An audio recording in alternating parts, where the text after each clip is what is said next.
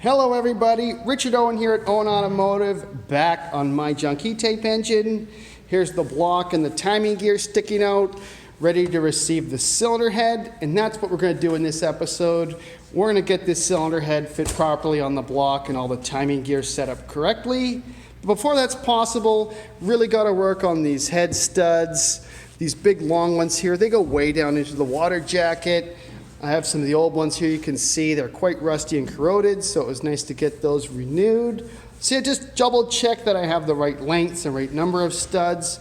And the gold one here is actually specific. It's a dowel stud. So yeah, we'll thread those into this block here, and I'll show you what that looks like.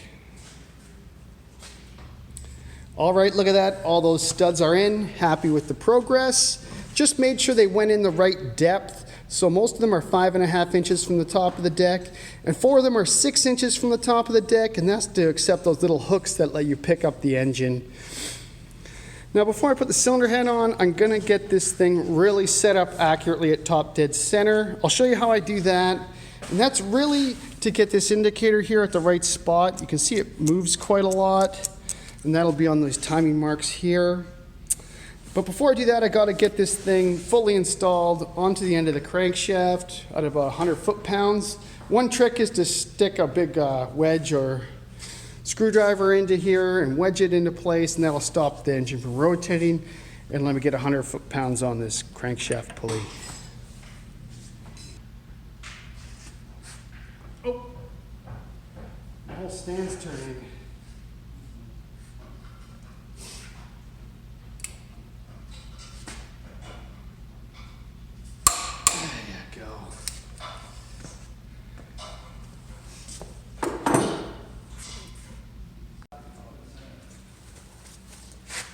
So, okay, I'm gonna find top dead center here.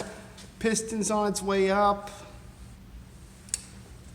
And you can see it stopped there at about 48. All right, got the cylinder head on the block. This engine's looking complete. Yeah, I'm liking this. Just torqued down these domed acorn nuts to 58 foot-pounds all the way across. They're sitting on some thick washers. I had some original ones, 14 original ones. Sometimes you see these chrome D washers used, but at some point Jaguar stopped using these and just went to thick washers like you see here. You can see the engine hooks, so you can pick up the engine with these hooks. They're light alloy. You can see why some of the studs need to be a little longer just to make up for this thickness. But yeah, really loving this, looking great. It's a nice view.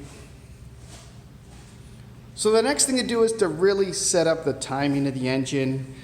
That starts down here with the damper, putting the engine at top dead center. Showed you how to get that really nice and accurate. And then have to get the camshafts at top dead center using the cam tool. You can see there's a little impression that sticks out here, and that goes into the camshaft like this, and it really makes sure that camshaft is accurately at top dead center. And the final part of the process is getting these toothed sprockets to be lined up as well.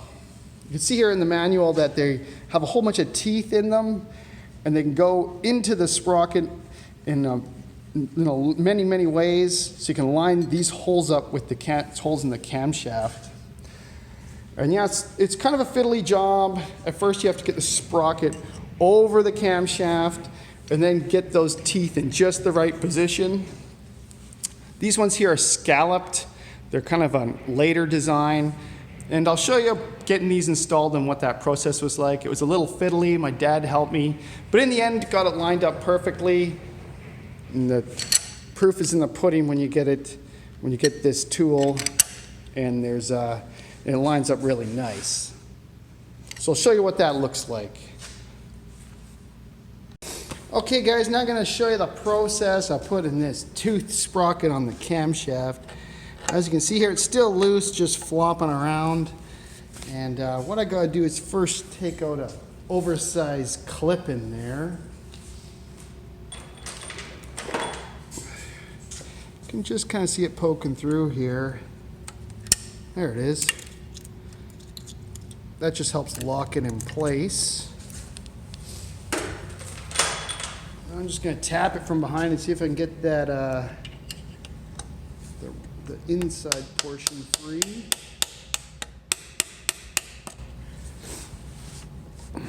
It's quite stuck in there because this whole thing was quite seized. Come on, baby. There it is. So I'm kind of blocking the view. Okay, so now the inner portion is completely free.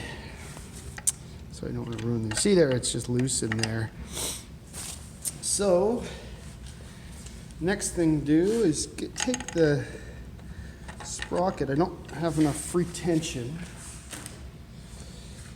So I'm just going to give it a little less tension here on the cam. It's pretty stiff. All right, just kind of had to fight the chain there and move the main pulley back and forth and just get enough tension to get this thing up and over and around the camshaft. Show you what I mean. It just kind of cups over top of it down in there. Okay, I think I got it. Just had to give it a light tap like this and make sure it was seated. And then that let me put the first bolt in here. I did have it.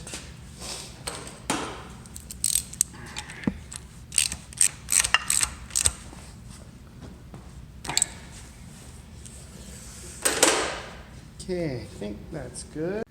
All right, just getting the last one set up here. Yeah, these scalloped toothed sprocket, I don't know what they're called, inserts are kind of hard to work with. So now we're going to seat that toothed sprocket there.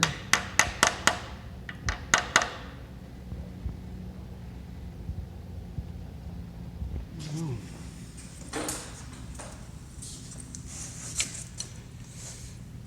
Make sure we're where we want to be. It didn't move it. Oh, it's good. It's good. So now the technique is to tighten that down. And we'll do 2 revolutions of the engine here and see where it ends up. Make sure. Make sure to change tension though. Oh yeah, okay.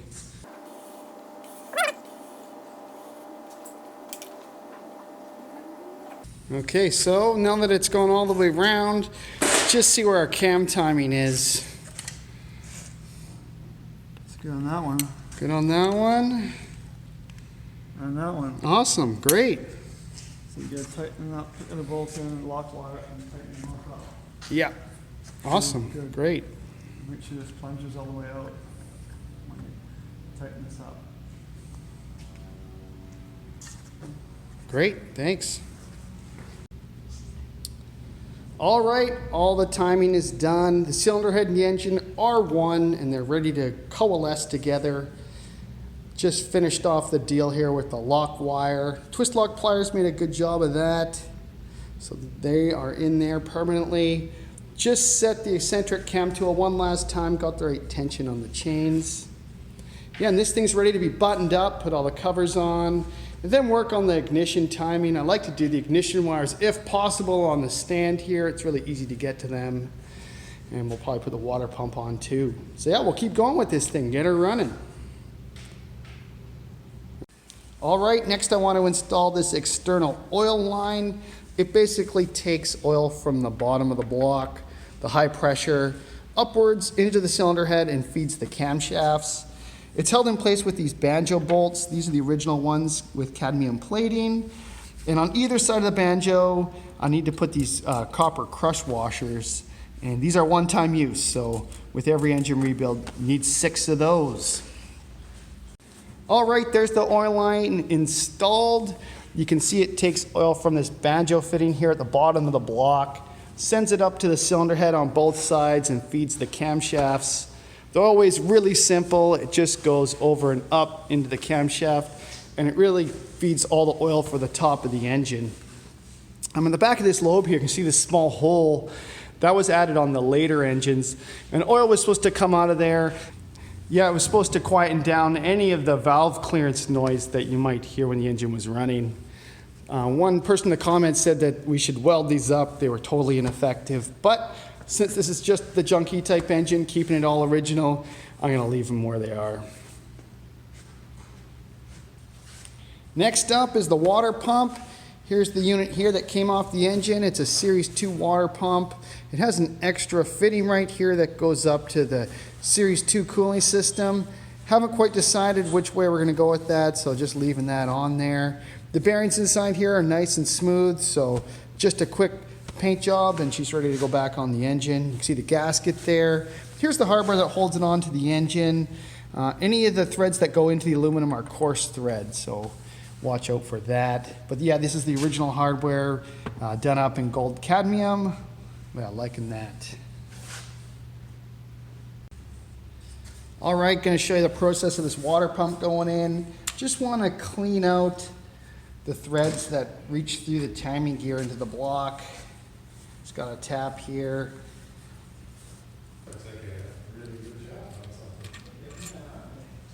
Okay, you can see the corrosion in there. So that was nice to get out. Okay, I'm gonna get on my favorite silicone here now.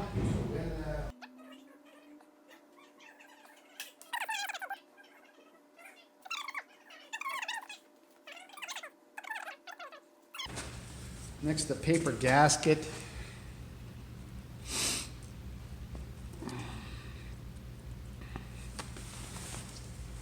Yeah, put anti-seize on the bolts here. Oh, there goes one.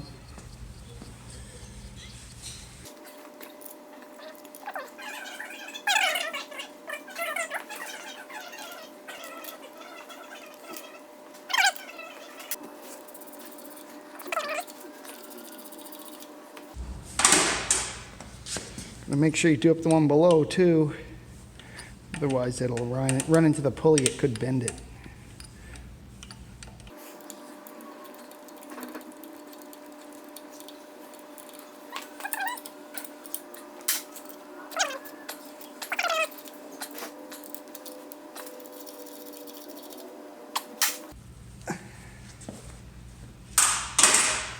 Okay, that's it. Water pump's on. Feel nice and smooth. No play. We're ready to go. I just hope I don't have to take off this weird looking bracket later. All right, my intuition was correct. I'm gonna have to take off this funny looking bracket. I was over at my friend Malcolm Ives this morning. He does a lot of Jaguar and E-types, and he had one of these brackets with a pulley hanging off of it. And I was like, hey Malcolm, what's that for? And he said it's for air-conditioned cars. So that's really interesting. This bracket is correct to this engine. It would have had air conditioning, so it's probably a coupe or a 2+2. Yeah, so this thing has to come off, which is kind of unfortunate because this bolt here really fouls the pulley. I don't want to take the pulley off. So I'm going to take that off, and luckily, Malcolm, thank you, he had the right bracket, which will go on the water pump to accept the alternator bracket. So yeah, that's really great. Really happy. Going to put this on right now. I'll show you what it looks like. Okay, everybody, I need your help. This bracket that I got, it seems to be the right shape, but it won't sit exactly flush against the water pump because it has a bit of relief there at the base that it doesn't clear. So I'm wondering, does it use these really thick spacers that was fitted on the other bracket or a thin version? If anybody knows out there, please leave a comment. I'd love to know how this should be set up correctly. All right, just getting ready to put the oil filter housing on the engine. You can see here the spout and the oil pressure relief valve. I took those out because they were kind of rusty and got them plated, but it was pretty difficult to find the right copper washer that went up in there to ensure that it doesn't leak. So if you do take those out, save the washers or make sure you find the right one. Before this goes on, I want to put on the flexible line that runs down to the sump. From this point here, it runs down the line and into the sump, and that's where it collects oil from the engine. And it's a constant point of leaking, so I really prefer to use this super strong hose. I don't know, R6, 1TE DN16, exactly what that is, but it's really nice stuff. I like using this hose. Looks rated to 430 PSI. That's pretty crazy. Okay, yeah, so great. What I'm gonna do is first install this hose onto the spout because you can't put it on after the fact. And I'll use the original hose clamps here. Sometimes you'll even see people put 2 hose clamps on here to stop the oil leaking. Adapter. Okay, let's install this oil filter adapter. Got my hose clamp down there, hooked up, ready to go. Gonna get a little bit of silicone down there. Try to keep this thing from leaking.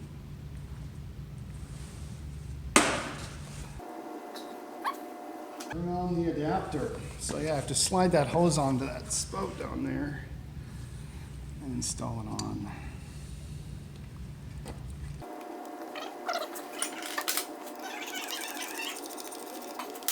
Yeah, I'll use black oxide bolts going with a copper washer. Stop any leaks.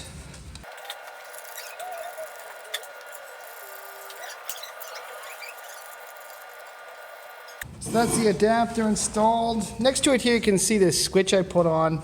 This is from a saloon, and this will give me a oil pressure warning light if I want to have one in somewhere on the dash or something like that. So you're just going to tighten down this original Cheney Zero hose clamp, and the adapter will be fitted. I'm going to do it up as tight as I can here. Got a wrench on the screwdriver. Okay, that's good. Hopefully no leaks.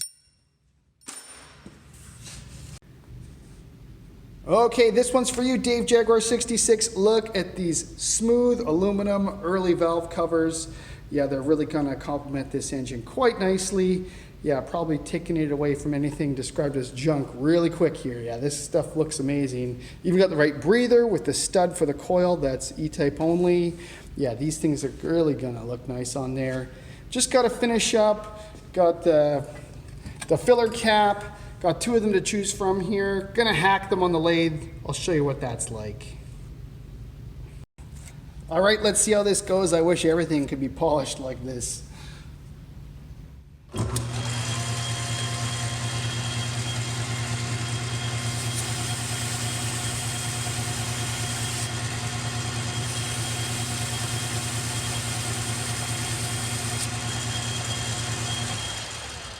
There we are, yeah, so I'm gonna go a little bit harder until all of these imperfections are gone, and then work my way up to 2500 grit. So I'll show you guys what it looks like after the 2500.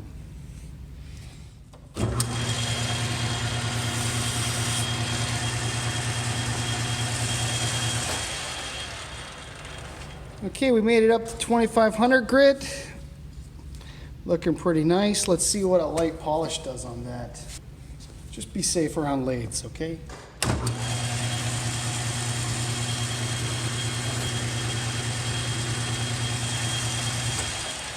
Okay, let's see how she came out. Wow, look at that. Loving that. Yeah, it's fantastic. That'll look great on there. Yeah, this cam cover and cylinder head weren't a match made in heaven. They were made almost 4 years apart, so there's a slight discrepancy. The cam cover doesn't quite fit around the tack center, so I'm just going to take a little bit more material off. I already have been, and just get this seated a little better. All right, just spent a few minutes with the die grinder on the cam cover. Let's see how it mates up with the cylinder head now. Yeah, much better. Not wiggling around. There's going to be no oil leaks now. Time to put the cam covers on. Really got to make sure I got a good seal on here. There's a lot of oil that can fill up as like a bath in here. And if those cam covers aren't sealed properly, you're going to get oil leaks. And that's particularly messy and smelly on the exhaust side. So I'm going to try to avoid that if we can. So here's the gaskets. They're kind of open at the end where the plug and the tack drive go. You can see the sealers we're using here, a soft seal, so you can always take off the cam covers without issues, and a silicone. Got all the copper washers there in the correct size. Got all the copper washers there in the correct size, and these domed acorn nuts. They're all old originals, just gonna try to use the best of what I have available. But yeah, loving these cam covers. Let's see what they look like on the engine. All right, first thing I want to do is really clean up the mating surface. Just get a bit of brake cleaner in here and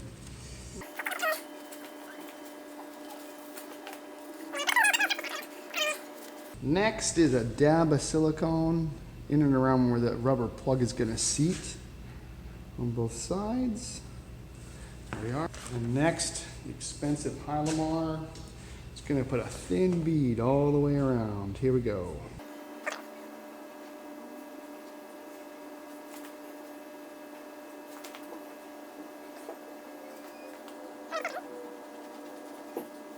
Next up is the gasket.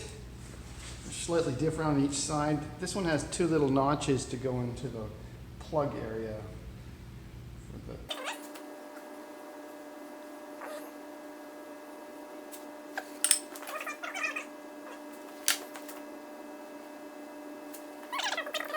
Next, I got to put a rubber plug in the around the tack drive here. It's just like this half moon shaped plug. It's going to go in with silicone. Oh, come on.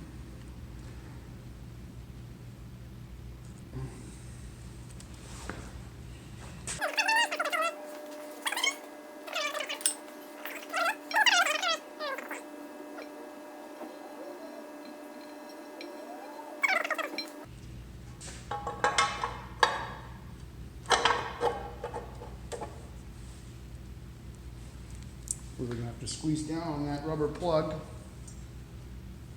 Next, got these brand new copper washers, all in the correct size. Loving those. Sometimes you get copper washers and they're slightly too thin or too wide or too narrow, but these ones are just almost absolute replicas of what came off this engine.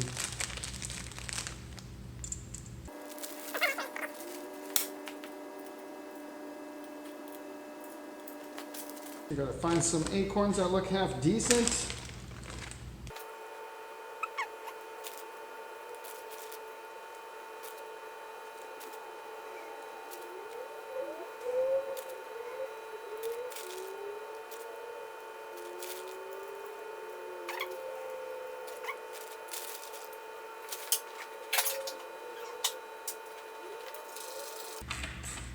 Yeah, one thing that's really important to note is that I shouldn't over tighten any of these.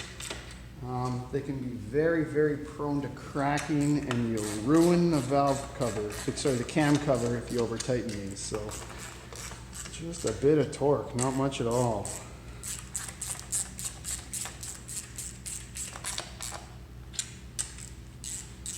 See, now that one, my socket didn't fit on. And I know that this one's probably a replica, cheap knockoff, so it's coming off. I'm gonna put a real one on.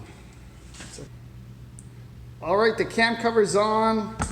Just tighten it down with a little bit of force, maybe 15 foot-pounds.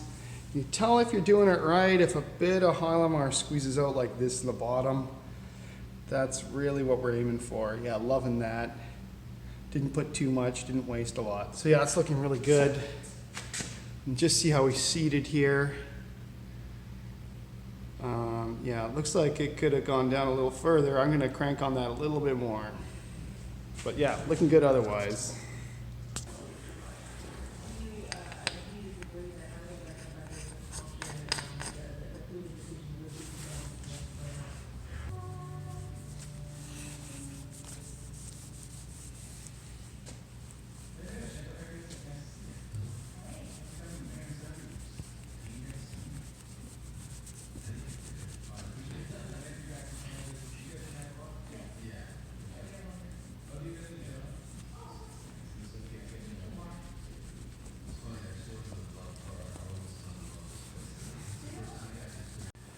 All right, got the covers on, loving that, they're looking great. Next thing is the breather cap. And since you need to get in here quite frequently to adjust the tension on this eccentric cam, I'm gonna put this in with some soft seal as well. Now this stuff's called a Hylamar here in North America. somebody commented that it's called well seal in England or Europe. So a bunch of different names for, excuse me, it's a bunch of different names for what is essentially this aerospace product. It basically creates a seal without drying, and a lot of people prefer it because if it ends up in the engine, it won't harm it. It can't plug any oil ways, and the beauty of it is it doesn't keep it on there permanently. So if this was silicone and I had to take it off, it would just be a huge mess. You wouldn't be able to get it off, actually. So first gasket on there. Now I gotta grab my filter. And these things are another constant source of oil leaks. So actually I'm gonna put it in this way.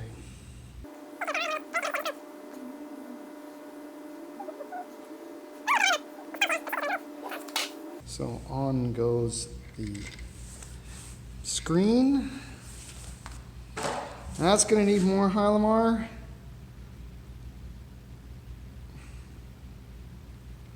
Really don't want this leaking. It leaks all down the front timing cover, makes a mess the whole way down the front of the engine. So really want to get this sealed up. Oh, a little much there. Watch it, Richard, watch it. This stuff's going to be squeezing out of everywhere. Okay. Now guess what? Another paper gasket.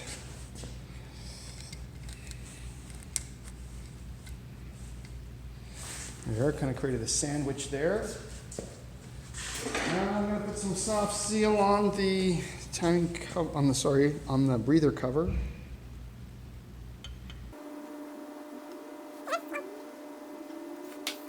Breather cover on. Here we are. Now there's even more of a crazy sandwich because at the top here I put 2 copper washers. Then I put on the coil bracket. Then I put on 2 more copper washers. So yeah, there's lots going on those studs. Copper washers for the bottom 2. We're going to finish off with some original acorn nuts. Those are dome nuts, aren't they? Dome nuts.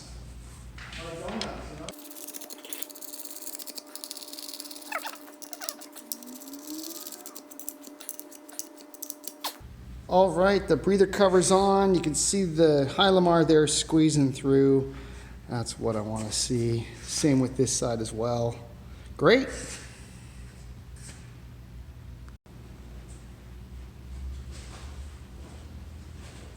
Okay, well that does it for these cam covers. Just finished the job with this plug on the exhaust side. You can see the hardware there plated and all the copper washers looking proper. Yeah, I'm loving these details and getting it just super, super correct. Yeah, well look at that view, loving that. These cylinder heads, they look so beautiful. All the domed nuts are acorn nuts, and the aluminum, just such a spectacular piece. And with that, we're done with this episode of My Junk E-Type Engine. As always, everybody, thanks for watching. If you have any comments, tips, tricks, suggestions, trade secrets, love to see them in the comments below. I go through them, I read them, and yeah, really love that. So keep that going. And yeah, that wraps up this episode of My Junk E-Type Engine. So as always, thanks for watching. See you later, everybody. Bye-bye.